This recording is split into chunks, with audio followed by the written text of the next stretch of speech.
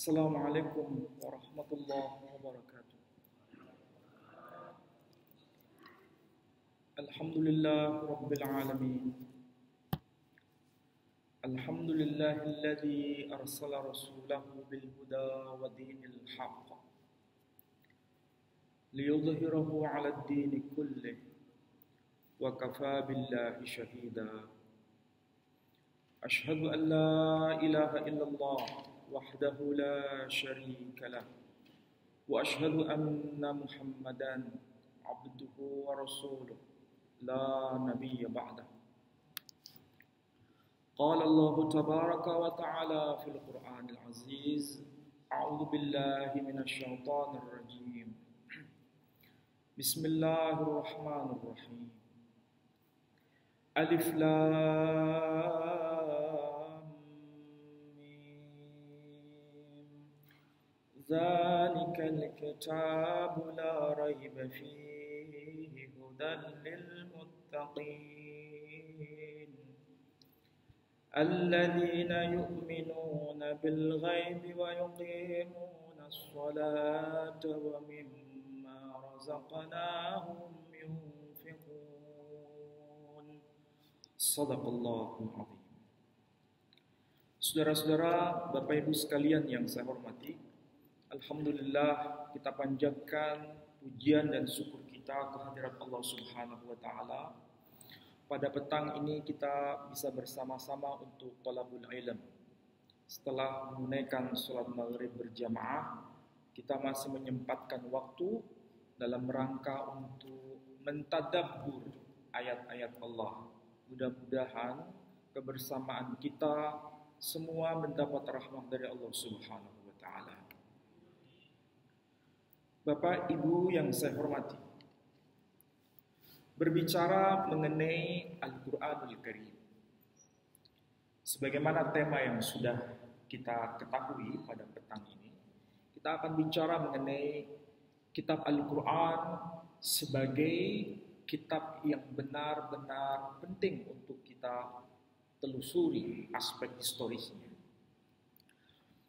Saudara-saudara, Al-Quran sebagai kitab suci yang Allah telah turunkan kepada Nabi kita Muhammad SAW bukanlah kitab suci yang berdiri sendiri, tetapi merupakan bagian dari mata rantai kitab-kitab suci sebelumnya.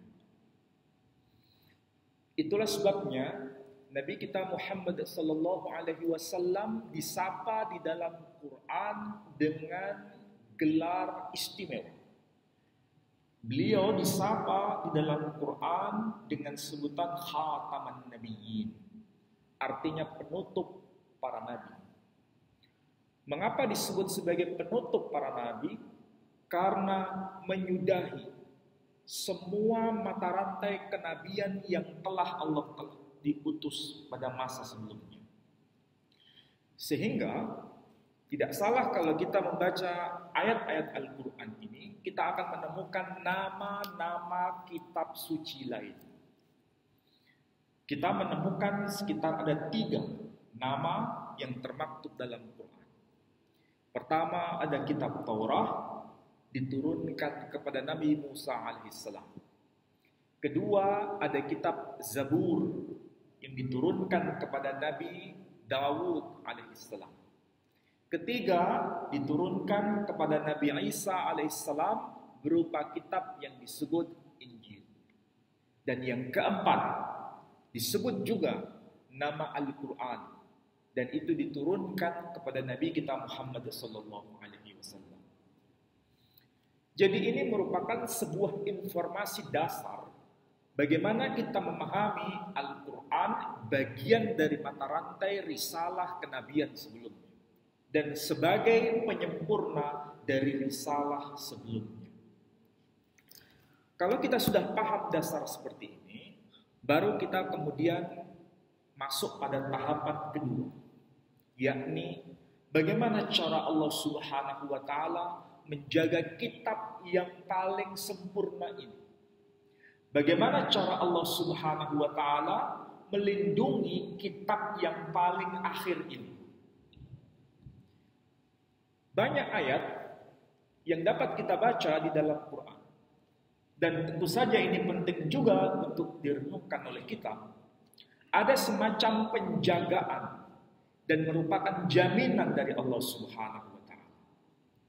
Salah satu ayat yang sering kita dengar dari para guru kita, para asatid yang menjelaskan Quran, ada frase Quran yang berbunyi, Inna nahnu nazzalna dzikra wa inna lahu lahafidun. Sesungguhnya kami sendiri yang telah menurunkan Quran dan kami juga yang menjaganya. Ini merupakan sebuah informasi, bukan sekedar informasi biasa. Tapi ini merupakan sebuah jaminan dari Allah Subhanahu wa taala bahwa Quran sebagai wahyu terakhir benar-benar dijaga sendiri oleh Allah Subhanahu wa taala. Ini informasi dasar yang kita tahu. Ada juga ayat yang tadi saya baca yang sebenarnya ada kata kunci yang sering kali luput dari perhatian kita. Yakni Allah berkata, "Dzalikal kitabu la raiba fi." Dzalikal kitab ay bimakna hadzal kitab. Maksudnya ini Alkitab, ini Al-Qur'an, la raiba fi. Di dalamnya tidak ada keraguan. Jadi di dalam Quran tidak ada sesuatu yang sifatnya meragukan. Ini pernyataan Allah Subhanahu wa taala kepada kita. Kalau bahasa kita, manusia yang hidup di abad 21 menyebutnya dengan istilah garansi. Sesuatu yang Allah sendiri menggaransi, berarti ini bukan sekedar garansi biasa, tapi ini garansi di atas garansi. Allah sendiri yang menjamin. Itulah kata kunci yang dipakai, dan ini pertama kali muncul di dalam Quran, yaitu kata raib. La raib, tidak ada keraguan di dalamnya. Kata yang seperti ini muncul lagi di dalam Quran pada urutan yang kedua. Dan itu termaktub di dalam surah yang sama, hanya selisih beberapa ayat. Ayatnya berbunyi, wa in kuntum fi raibim mimma nazzalna ala abdina fa'tu bi suratin min mithli wad'u syuhada'akum min dunillahi in kuntum shadiqin. Secara harfiah, jika kalian semua, wahai manusia, ragu atas apa yang telah kami wahyukan kepada hamba kami, yakni Nabi kita Muhammad sallallahu alaihi wasallam, maka buatlah sesuatu yang serupa dengan satu surah Quran dan silakan seru penolong-penolong jika kalian merasa menjadi orang-orang yang benar. Ini ayat dengan ayat yang tadi saya sebutkan di awal. Sebenarnya ada sesuatu meeting point. Kalau ayat dzalikal kitabu la raiba fihi menunjukkan semacam garansi Allah Subhanahu wa taala. Sementara kalau ayat yang berbunyi wa in kuntum fi raibim mimma nazzalna ala abdina juga menggunakan kata kunci raib, ini bukan garansi. Ini merupakan challenge kalau bahasa abad 21. Apa itu? Tantangan. Jadi ada dua bentuk. Satu garansi, kedua tantangan. Ini dahsyat sekali Quran itu. Di awal-awal, kalau kita buka mushaf Quran, tidak bicara hal-hal yang detail. Tidak bicara mengenai kisah para nabi. Tidak bicara mengenai kisah personal. Tidak bicara mengenai kisah raja-raja di masa lampau. Tidak bicara mengenai ummah terdahulu. Tetapi yang dibicarakan adalah sesuatu yang sentral. Apa itu? Jaminan Quran. Mengapa? Kadang saya merenung juga. Mengapa? Sebelum Allah Subhanahu wa taala bicara banyak dalam segala hal, dalam segala rincian, justru diawali dengan garansi. Ini sekaligus membedakan kitab-kitab yang sebelumnya. Kalau panjenengan bertanya kepada saya, apakah ada kitab suci terdahulu yang Quran menyebutnya Taurat, Quran menyebutnya Injil, Quran menyebutnya Zabur, sampai sekarang itu ada? Saya jawab ada. Tapi adanya itu apakah persis seperti ketika diturunkan? Maka saya jawab, Allah sendiri yang mengatakan yuharrifuna am mawadhi'i. Mereka telah mengganti-ganti dari aslinya. Jadi kalau dikatakan, apakah kitab terdahulu itu sama persis seperti ketika diturunkan? Jawabannya tidak. Ini pernyataan Quran sendiri. Sehingga bentuknya pun berbeda. Cara menyampaikan pewahyuan pun juga ada perbedaan. Kalau dalam Quran ada semacam jaminan dari Allah Subhanahu wa taala, sementara dalam kitab-kitab terdahulu yang sampai sekarang masih dapat kita baca, meskipun ada beberapa perubahan, yang benar itu masih bisa ditemukan. Jadi ada sesuatu yang sifatnya benar, ada sesuatu yang sifatnya sudah berubah. Bagaimana cara mengukurnya? Quran sendiri yang mengukurnya. Contoh, supaya gampang bisa dipahami. Di dalam Quran ada kisah manusia di kalangan Bani Israel di zamannya Nabi Musa alaihissalam, ada yang membuat patung sapi. Dan dalam Quran namanya disebut, yakni Samiri. Apakah kisah seperti ini juga termaktub dalam kitab terdahulu yang sampai ke tangan kita? Saya jawab, ada. Apakah kisahnya secara global sama? Saya jawab, iya. Tapi secara detail apakah sama? Tidak sama. Di mana tidak samanya? Kalau dalam Quran yang membuat patung sapi disebut namanya Samiri, sementara dalam kitab terdahulu yang sampai sekarang masih dapat kita baca, yang membuat patung sapi di zaman Nabi Musa itu bukan Samiri, tapi Nabi Harun. Berarti ini detailnya berbeda. Quran datang untuk meluruskan bahwa yang membuat patung sapi itu bukan Nabi Harun, tetapi Samiri.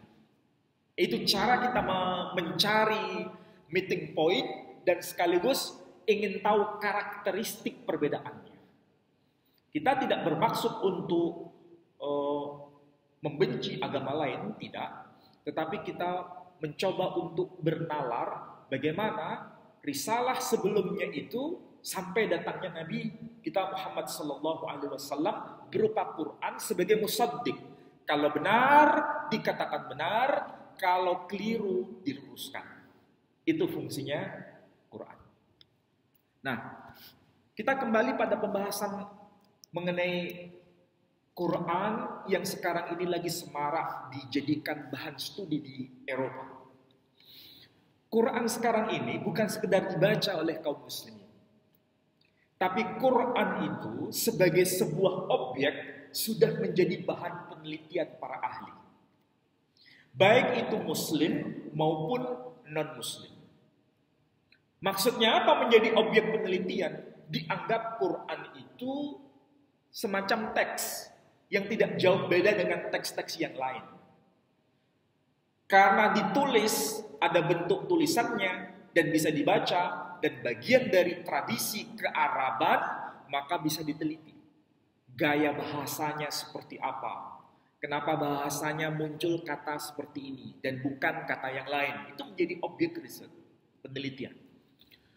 Saya sebutkan salah satu di antara para ahli yang non-muslim dulu. Misalnya Profesor Patricia Koron dari Denmark. Itu ahli bahasa Arab, mengerti Quran, bisa baca Quran teks Arabnya, tapi beliau bukan muslim. Bukan muslim. Ada satu lagi misalnya Profesor Gabriel Said Renault dari Amerika. Bisa baca teks Arab, bisa baca Quran, mengkaji Quran, tetapi dia bukan muslim. Jadi bukan hanya yang muslim saja mengkaji, tapi non-muslim pun juga mengkaji. Tapi ini penting untuk kita ketahui. Semakin kita mendekati era zaman modern, kebenaran Quran itu bukan semakin meragukan. Semakin maju zaman kita, kebenaran Quran itu semakin terbongkar. Kalau kita biasa mendengar para guru kita menyampaikan bahwa Quran itu terjaga sejak zaman Nabi kita Muhammad sallallahu alaihi wasallam sampai ke zaman kita, itu melalui tradisi berguru, melalui sanad. Jadi tidak mungkin kita belajar membaca Quran, belajar membaca bukan sekedar memahami, tapi membaca saja. Itu harus ada guru. Saya berguru kepada siapa, guru saya berguru kepada siapa, gurunya berguru kepada siapa, terus sampai ke atas, sampai generasi tabi'in. Generasi tabi'in berguru kepada generasi sahabat. Generasi sahabat berguru kepada Nabi kita Muhammad SAW. Harus ada mata rantai. Tidak boleh belajar membaca sendiri. Karena Quran itu diriwayatkan bil lisan. Cara baca yang benar dari guru ke guru. Begitu seterusnya. Itu salah satu cara bagaimana kita yakin bahwa yang kita baca itu persis seperti yang dibaca oleh generasi terdahulu. Tidak berubah. Ya. Ini yang kita kenal namanya qiraah sab'ah. Qiraah sab'ah, 7 macam bacaan yang kita kenal. Jadi salah satu contoh misalnya, kita membaca Bismillahirrahmanirrahim, Alhamdulillahi Rabbil Alamin, Ar-Rahmanir-Rahim, Maliki Yaumiddin.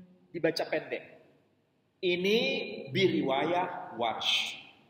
Yang umum kita baca, tidak dibaca Maliki Yaumiddin, tapi dibaca Maliki Yaumiddin. Ini bacaan Hafiz. Yang umum kita baca. Semua itu benar. Tidak ada yang salah. Semuanya benar. Sesuai dengan dialek ketika Nabi menerima Quran, disesuaikan dengan konteks masyarakat waktu itu. Karena bangsa Arab bukan satu suku, tapi banyak suku. Dan Quran hadir sebagai solusi. Itu cara bagaimana sederhananya Quran itu dijaga oleh Allah Subhanahu wa Ta'ala. Ini baru bicara bacaan, ya, bacaan. Sekarang bicara mengenai bahannya, bendanya. Kalau kita tahu sekarang Quran itu dicetak, betul? Quran sekarang yang kita tahu itu dicetak. Dicetak itu baru muncul abad ke-19 dengan ditemukannya mesin Gutenberg.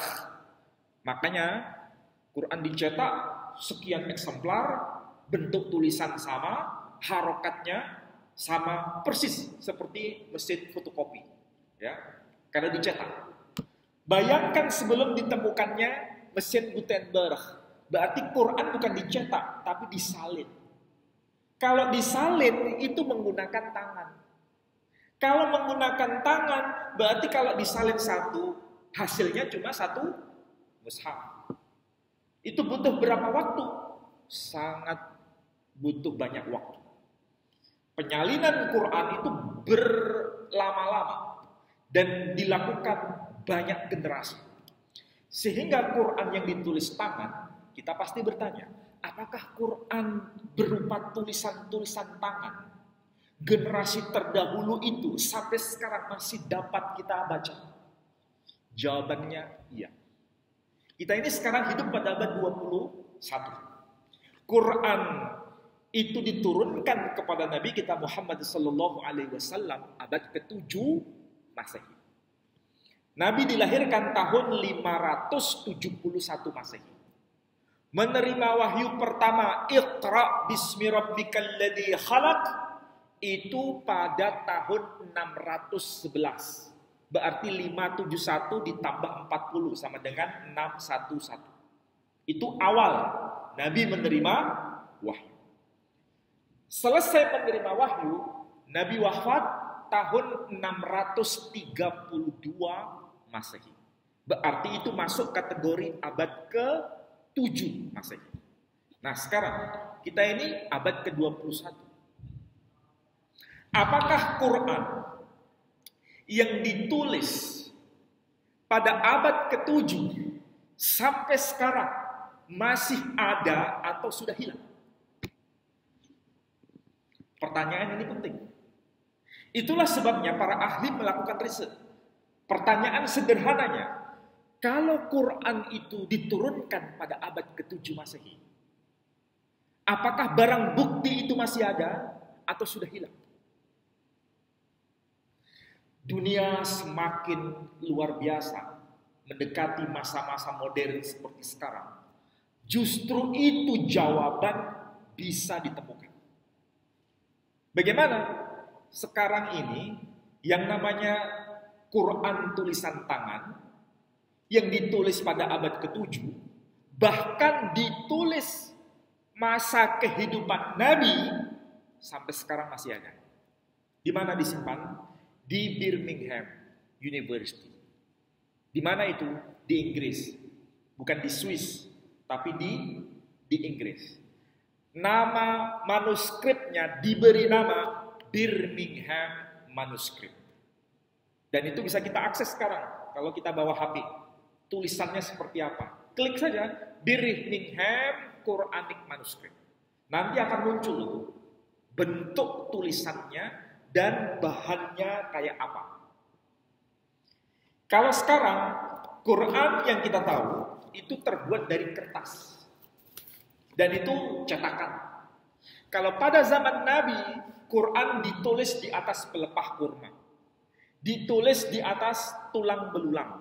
Dan ditulis di lembaran yang disebut perkamen. Apa itu perkamen? Kulit binatang. Dan itu yang tersimpan di Birmingham, di Inggris itu, bahannya terbuat dari kulit binatang. Bukan dari pelepah kurma.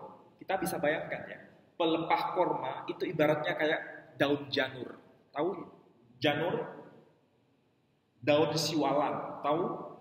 Kira-kira kalau itu abad ke-7 sampai abad 21 bisa bertahan atau tidak? Sangat susah bertahan. Karena dimakan usia. Tapi kalau perkamen, kulit binatang, itu yang sampai sekarang masih dapat kita lihat. Para ahli semua sepakat, mau muslim, mau non-muslim, termasuk mereka yang meragukan Quran, tidak ada yang berselisih paham bahwa apa yang tersimpan di Birmingham University itu sudah teruji dengan karbon C14. Karbon C14 itu apa? Kalau yang ngerti bahan kimia mesti tahu. Cara menguji ini benda tahun berapa, batas awalnya, dan batas akhirnya tahun berapa. Ibaratnya kalau kita pernah uji forensik, mayat meninggal. Kalau menggunakan bahan seperti ini, ahli sudah bisa menentukan, ini sudah meninggal 3 hari yang lalu. Ini mayat sudah meninggal sebulan yang lalu. Ini mayat sudah meninggal seminggu yang lalu. Pertanyaannya, kenapa kok dia bisa tahu? Ini seminggu yang lalu, ini sebulan yang lalu, ini 3 hari yang lalu. Dari mana? Perkiraan? Bukan. Itu dari bahan kimia yang dipakai.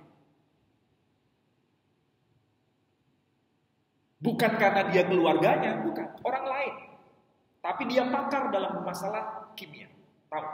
Jadi benda itu, apapun bendanya, bisa diuji. Ini batas awalnya tahun berapa, batas akhirnya tahun berapa. Quran yang terbuat dari bendanya itu kulit binatang yang disimpan di Birmingham, sudah ada yang ngecek belum? Yang ada di HP. Ini kayaknya nggak ada yang bawa HP. Cek. Kalau ada HP, cek silakan. Birmingham manuskrip atau Birmingham Quranic manuskrip. Bendanya kelihatan kuning. Sudah ketemu? Jadi bukan searah tapi dua arah. Betul-betul cek. Kita kan sudah ada alat canggih sekarang. Sudah ketemu? Nah, bendanya kayak apa? Warnanya kuning. Ya, betul. Nah, coba lihat bendanya. Warnanya kuning. Dan lihat itu, tulisannya hurufnya Arab. Tetapi kalau dilihat itu aneh. Tidak ada fathah, tidak ada kasrah, tidak ada dhammah, tidak ada titik 1, titik 2, titik 3. Tapi para ahli bisa tahu bahwa itu adalah Al-Quran. Karena kalau dibaca persis apa yang kita baca. Di situ ada penanda pemisah, garis yang agak seperti gelombang. Betul? Yang bagian atas itu adalah surah Maryam. Yang bagian bawah itu terbaca Bismillahirrahmanirrahim. Toha. Berarti surah apa itu? Surah Toha. Dan dipisah dengan garis. Antara surah di atas dengan surah di bawah dipisah garis, dipisah lagi dengan Bismillahirrahmanirrahim. Ini data abad ke-7 Masehi. Kalau kita bandingkan dengan Quran kita sekarang, apakah susunannya sama? Bahwa sebelum surah Toha itu adalah surah Maryam. Betul. Apakah setelah surah Maryam, yakni surah Toha, dipisah dengan Bismillahirrahmanirrahim? Betul. Abad keberapa itu manuskrip, tulisan tangan? Abad ke-7. Quran yang kita punya abad keberapa? 21. Sama atau beda susunannya? Sama. Dan itu sudah menjadi penelitian para ahli. Sehingga mereka berkesimpulan berarti Quran yang dipakai umat Islam generasi abad 21. Susunan surahnya itu tidak berubah sejak abad ke-7. Tetapi yang menjadi pikiran mereka, kenapa tulisannya kok beda? Yang sekarang ada fathah kasrah dhammah. Yang itu abad ke-7 tidak ada fathah kasrah dhammah. Itu yang menjadi perdebatan. Jawabannya apa? Sederhana. Kalau kita ambil contoh, anak-anak di pesantren, mudah-mudahan ada anak-anak kita yang ada di pesantren, itu pasti mereka diajarkan cara membaca teks Arab tanpa fathah kasrah dhammah. Ya, dilatih mereka bisa baca teks Arab tanpa fathah kasrah dhammah. Misalnya huruf alif, kaf, ta, ba. Ini dibaca apa? Kalau anak pesantren pasti tahu, ini dibaca dua kemungkinan. Dibaca aktubu, bisa dibaca uktub. Kalau dibaca uktub, tulislah. Kalau dibaca aktubu, saya sedang menulis. Tidak mungkin dibaca lain-lain. Tapi kalau kita yang bukan jebolan pesantren, apalagi bukan jebolan pondok, pondok apa? Pokoknya pondok macam-macam. Kira-kira dibaca apa itu? Yang nggak ngerti bisa dibaca iktib, bisa dibaca aktab, bisa dibaca apa lagi? Macam-macam. Dan itu bacanya salah semua. Karena apa? Tidak sesuai dengan gramatika bahasa Arab. Oke? Nah, itu supaya paham sederhana. Artinya apa? Tetap ada titik 1, titik 2, titik 3. Tapi untuk anak pesantren langsung bisa baca itu. Ini yang kita kenal dengan istilah Arab gundul, bahasa sederhananya. Yang abad ke-7 itu, jangankan fathah kasrah dhammah, titik saja nggak ada. Terus bagaimana membedakan antara huruf ba, ta, sa? Bagaimana cara bedakan? Karena kita ini bukan orang Arab, maka diberi bantuan fathah kasrah dhammah, diberi bantuan titik 1, titik 2. Tapi kalau orang Arab sendiri pada masa itu bisa baca dan memang cara menulisnya seperti itu.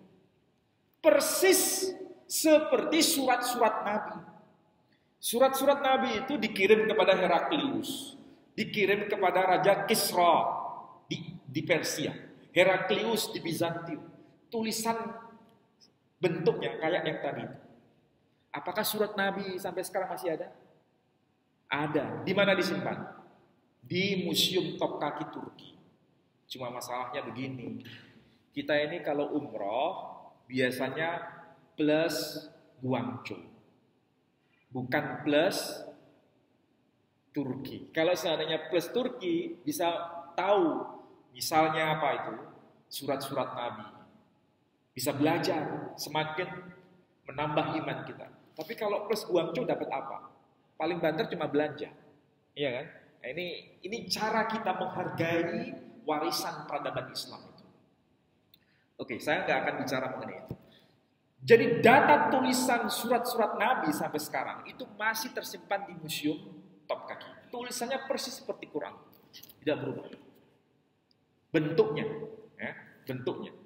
Tapi karena perkembangan zaman, kemudian karena tulisan tangan itu dibuat cetak, akhirnya yang kita kenal sekarang bentuknya distandarkan.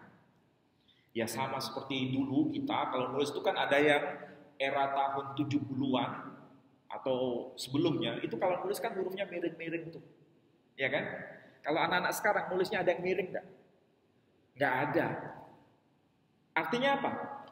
Ortografinya, bentuk atau ekspresi tulisannya bisa berubah. Tapi kalau dibaca sama. Dibaca sama. Supaya gampang dipahami begini. Dulu pada masa era Belanda, cara menulis kata itu atau baru tulisannya itoe. Dibaca itu. Atau baru B-A-R-O-E. Dibaca baru. Kalau kita sekarang menulis kata baru, hurufnya cuma 4, B-A-R-U, bukan 5. Nah, itu mendekati. Nah, cara memahami teks Quran kayak gitu. Nah, saudara-saudara, apa yang harus kita bisa pelajari dari manuskrip Birmingham itu? Ternyata manuskrip Birmingham itu batas awalnya itu tahun 568 Masehi. 568 Masehi. Semua para ahli sepakat. Ini bahannya tahun 658 Masehi. Dengan alat canggih. Kodenya itu 99,9%. Mendekati 100%. Berarti tidak ada perselisihan di antara para ahli.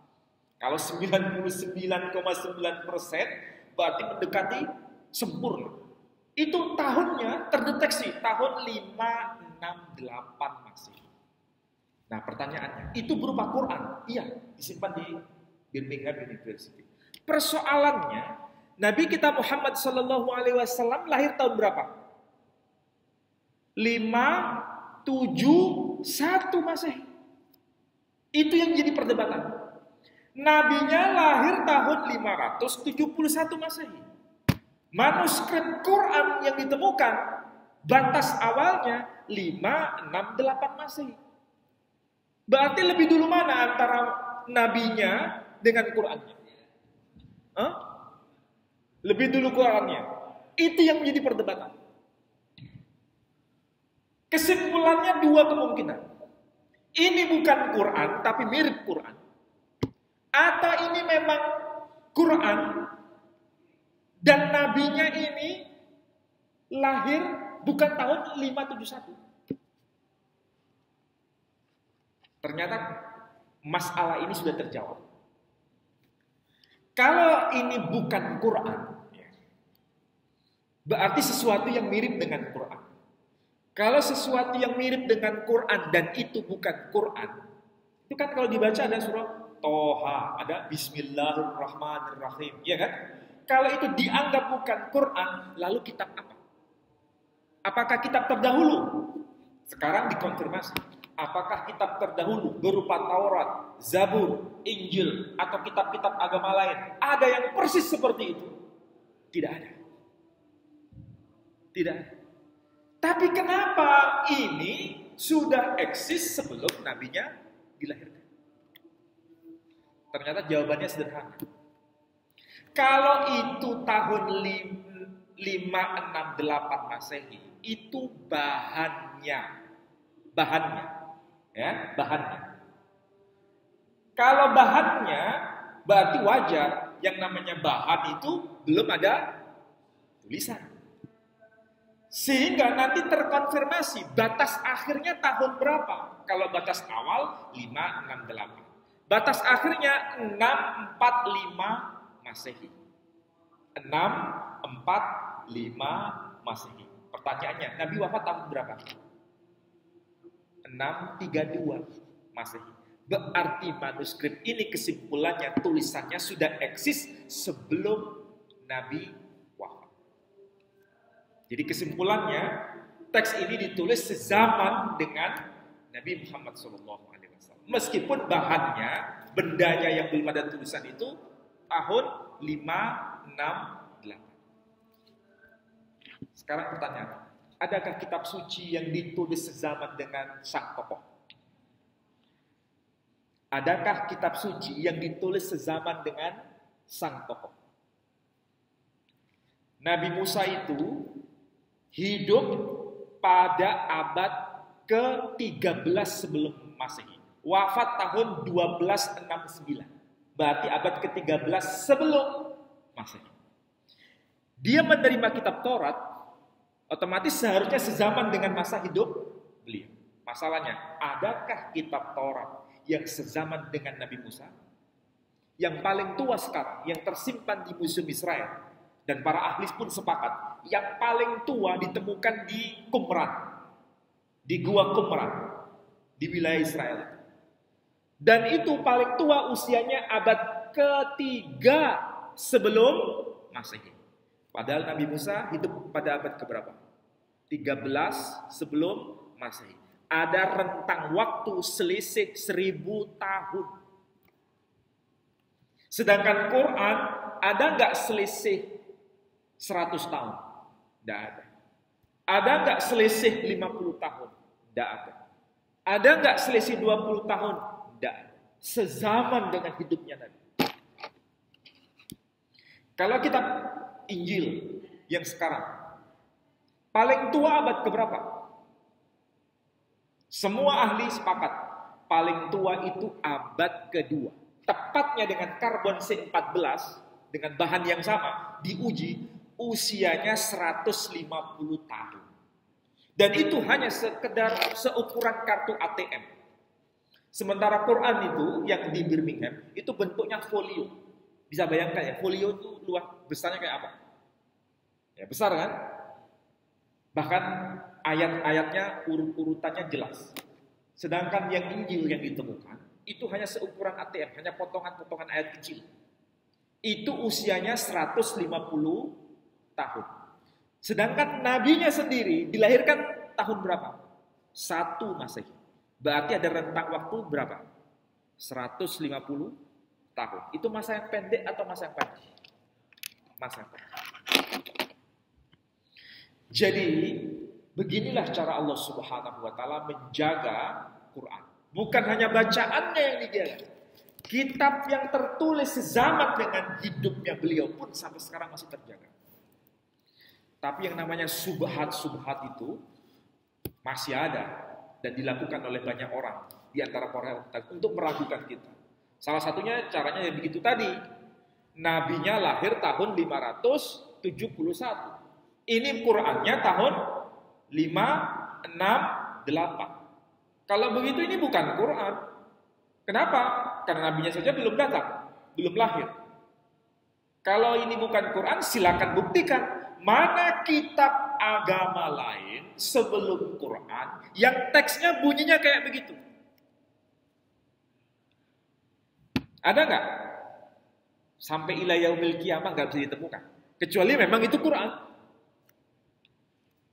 Sehingga kalau alibinya hanya berdasarkan bahan, itu tidak menjadikan jawaban yang tuntas.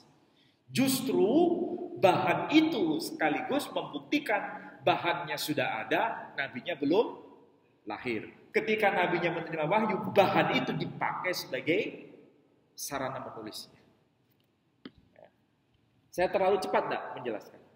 Enggak, oke, udah paham. Baik, ada yang mau tanya? Jadi bersyukurlah kalau kita ini punya cucu, punya anak yang bisa hafal Quran 30 juz. Itu salah satu cara bagaimana menjaga Quran dengan kita ini sebagai wasilahnya. Terjaganya Quran, kita menjadi bagian dari itu. Kalau misalnya tidak hafal Quran 30 juz, ya minimal hafal Quran juz 30. Kalau seandainya kita juga nggak hafal Quran juz yang ke-30, ya minimal kita hafal Quran itu 30 juz. Ya tahu kan Quran 30 juz? Iya kan? Dan itu kita harus hafal memang Quran itu 30 juz. Jangan sampai kita nggak tahu. Jadi kalau kita sudah punya keturunan, punya anak yang bisa hafal Quran itu, tolong itu menjadi salah satu cara bagaimana kita menghargai Quran ini. Jangan sia-siakan mereka, jadikan mereka itu sebagai bagian dari ayat yang berbunyi Inna nahnu nazzalna dzikra wa inna lahu lahafidun. Sesungguhnya kami yang menurunkan Quran dan kami juga yang menjaganya. Jadi jaminannya dari Quran sendiri. Kalau ada orang-orang yang mencoba untuk mengganti-ganti Quran, tidak bisa. Kenapa? Satu huruf ditambahkan, pasti ketahuan. Satu huruf dikurangi, pasti akan ditarik. Kenapa? Karena ada orang-orang yang menghafal Quran. Ada orang yang bisa baca, mendeteksi kata demi kata, ayat demi ayat, bahkan huruf demi huruf. Siapa yang bisa kayak begitu? Kalau bukan campur tangan Allah Subhanahu wa taala. Mudah-mudahan apa yang saya sampaikan ini bermanfaat. Ada yang mau tanya? Ya, yang belakang dulu atau yang depan dulu? Yang duluan saja ya. Ya.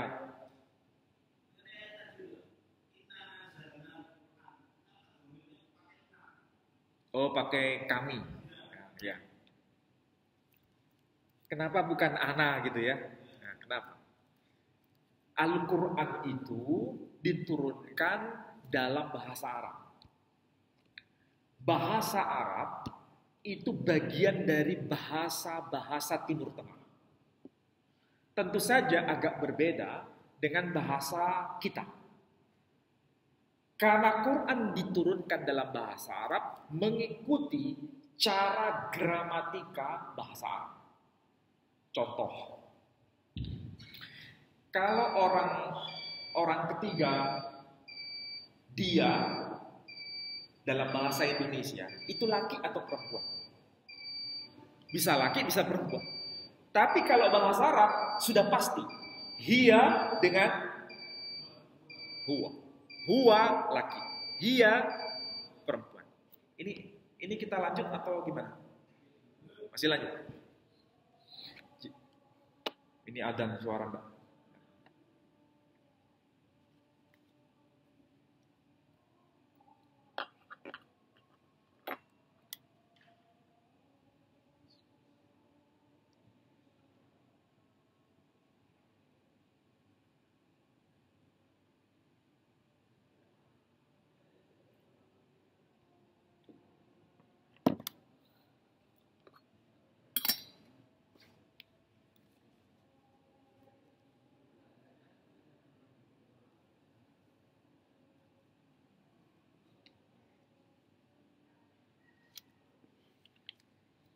Suaranya nggak begitu keras ya, adzan di luar. Iya. Masjid lain. Oh ya. Baik, saya lanjutkan dari pertanyaan tadi. Jadi kalau nahnu itu jamak. Secara literal itu jamak. Tapi kalau dalam Quran tidak bermakna Allah itu jamak. Sebagaimana ketika Allah berkata, Qul huwallahu ahad. Allah Subhanahu wa taala pakai kata huwa. Bukan berarti Allah tabaraka wa taala itu laki-laki. Bukan. Itu karena mengikuti gaya bahasa Timur Tengah. Karena yang menjadi otoritas itu adalah maskulin. Segala sesuatu disandarkan pada maskulin. Makanya kalau assalamualaikum mau di situ lakinya cuma satu, perempuan perempuannya 10, tetap disebut dengan Assalamualaikum. Jadi yang perempuan ngikutlah laki-laki. Meskipun hanya satu. Nah, ini gaya bahasa. Jadi tidak bisa dimaknai, oh pasti Assalamualaikum, depannya itu laki semua, belum tentu. Nah ini gaya bahasa Quran. Dan sekaligus gaya bahasa Arab.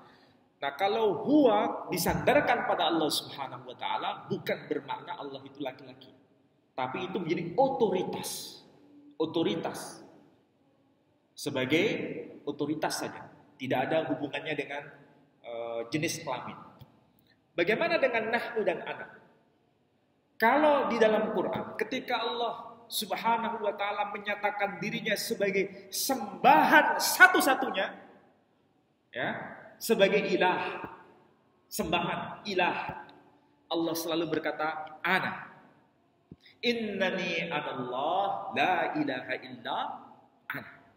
Itu karena sebagai dia yang mutlak. Sedangkan kita bersama-sama na'budu. Nah, kebalikannya. Ya. Kalau kita menyembah kepadanya sebagai ilah, iyyaka na'budu. Sedangkan kalau Allah Subhanahu wa Ta'ala menyatakan dirinya sebagai murabbi, pemelihara, pendidik, pengawas, dan segala sesuatu, bukan sebagai objek penyembahan, menunjukkan otoritasnya yang memiliki segala-galanya. Itulah sebabnya Allah berkata, nah. Jadi kalau hubungan dari kita ke atas menyebutnya sebagai ana, tapi ketika dari atas menyapa kita menyebutnya sebagai nah. Ini gaya bahasa Quran kayak gitu. Makanya kalau menurunkan hujan selalu Allah berkata nah. Menurunkan Quran Allah berkata nah. Menjaga apapun yang diciptakan Allah berkata nah. Tapi ketika mutlak menyatakan diri, aku sembahan satu-satunya, ana. Itu ya. Ada satu lagi tadi.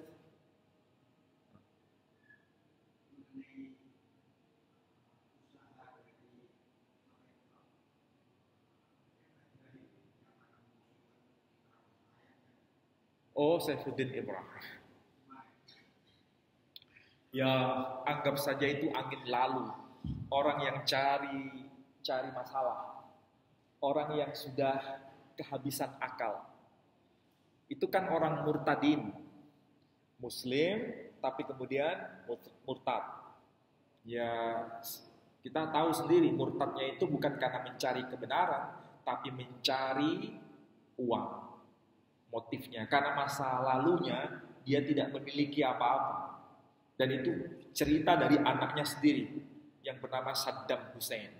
Dan Saddam Hussein sudah ketemu dengan saya secara langsung.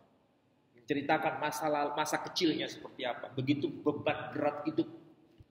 Tapi sekarang dia sudah kaya raya karena dapat dari sana sini. Karena ada perpuluhan di gereja, ya kan? Jadi dia mau bicara yang lain. Intinya dia sudah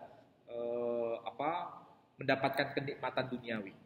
Tapi yang penting di sini, kenapa dia berkata ada 300 ayat yang perlu dihapus? Ya, menurut dia. Itu kan seharusnya bukan sebuah pernyataan yang biasa. Itu pernyataan yang menyinggung perasaan umat beragama lain. Bagaimana mungkin itu bukan kitab sucinya, tetapi dia berupaya untuk menyatakan dihapusnya ayat-ayat itu. Apa haknya? Ya kan? Sehingga Mahfud MD pun ikut suara. Karena itu melanggar undang-undang. Apalagi melanggar bicara soal toleransi antar umat beragama.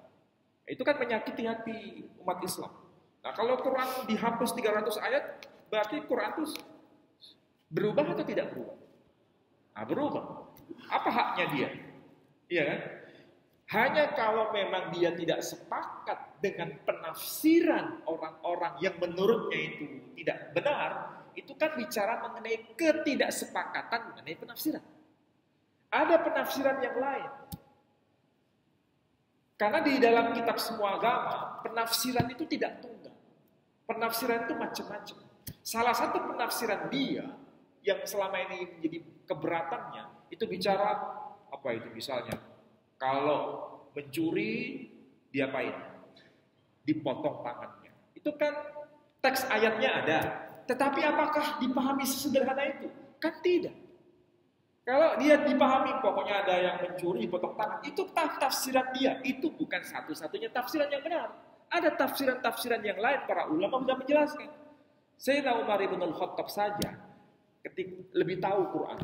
Tetapi ketika ada orang mencuri, ditanya, apakah itu menjadi profesi atau karena bukan profesi? Kalau profesi, dipotong. Tapi kalau bukan profesi, enggak. Itu tafsiran. Jadi masalahnya kalau mengurangi ayat-ayat Quran itu bukan hak dia. Kalau itu dikurangi, ya sama dengan mengubah Quran. Kan nggak mungkin Quran itu ditambah, apalagi dikurangi. Nggak mungkin. Jadi nggak perlu ditanggapi itu omongan orang yang sudah kehabisan topik untuk dibicarakan. Ya. Oke, saya kira demikian. Mudah-mudahan manfaat bagi Bapak Ibu sekalian. Saya akhiri dengan doa penutup majelis. Subhanakallahumma wa bihamdika asyhadu an la ilaha illa anta astaghfiruka. Assalamualaikum warahmatullahi wabarakatuh.